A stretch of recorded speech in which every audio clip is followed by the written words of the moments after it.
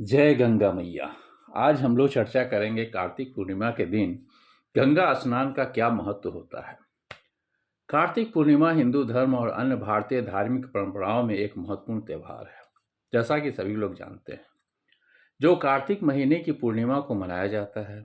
यह दिन विशेष धार्मिक और आध्यात्मिक महत्व रखता है और इसे त्रिपुरी पूर्णिमा या देव दीपावली के रूप में भी जाना जाता है। इस दिन भगवान विष्णु, शिव और अन्य देवी देवताओं की पूजा होती है।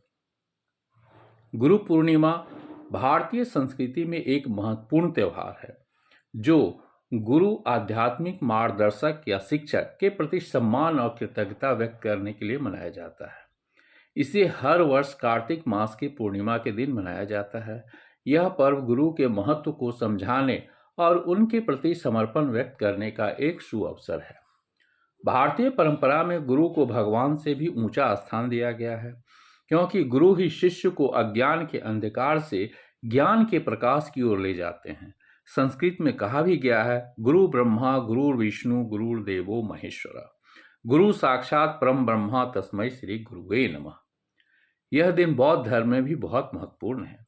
इस दिन भगवान गौतम बुद्ध ने बोध गया में ज्ञान प्राप्त करने के बाद अपने पहले 5 शिष्यों को धर्मचक्र प्रवर्तन उपदेश दिए थे।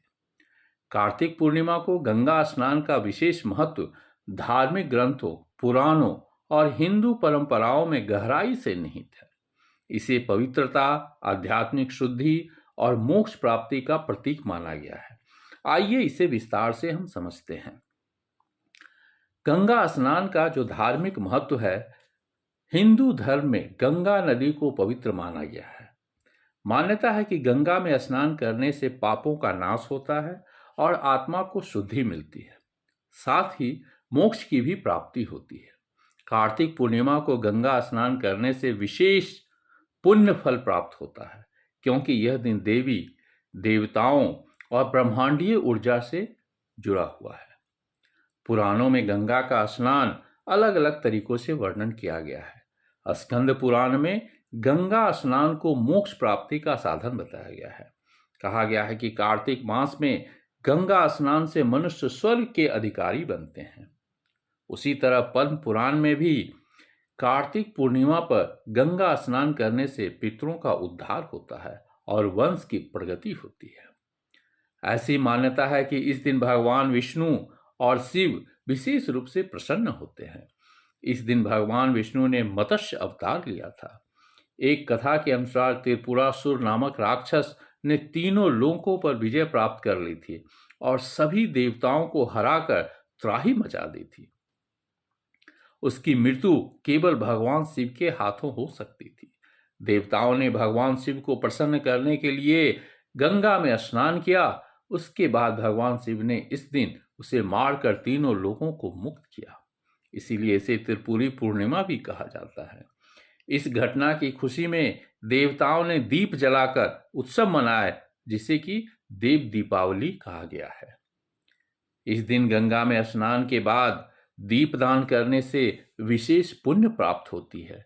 इसे देवताओं की दीपावली भी कहा गया है, जब देवता पृथ्वी पर आते हैं और दीप प्रज्वलन के माध्यम से भगवान की आराधना करते हैं। गंगा स्नान के बाद गरीबों को दान करना और धार्मिक व्रत रखना शुभ माना जाता है।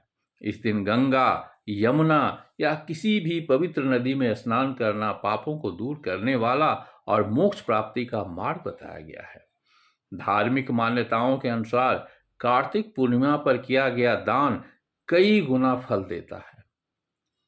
गंगा आरती, जो भारत के महत्वपूर्ण शहर हैं, धार्मिक शहर हैं, जैसे वाराणसी, पुष्कर, हरिद्वार, ऋषिकेश और प्रयागराज जैसे पवित्र स्थानों पर गंगा आरती और स्नान का भव्य आयोजन किया जाता है।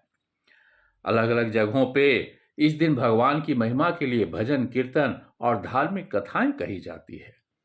सिख धर्म में भी इसे गुरु नानक जयंती के रूप में मनाया जाता है, क्योंकि इसी दिन गुरु नानक देव का जन्म हुआ था। सिख धर्म के अनुयायी इस दिन गुरु नानक जयंती मनाते हैं। गुरुद्वारों में विशेष कीर्तन और लंगर का आयोजन किया जाता है। आध्यात्मिक प्रभाव इस प्रकार होता है जैसे इस दिन गंगा स्नान से व्यक्ति मानसिक शांति और आध्यात्मिक ऊर्जा का अनुभव करता है।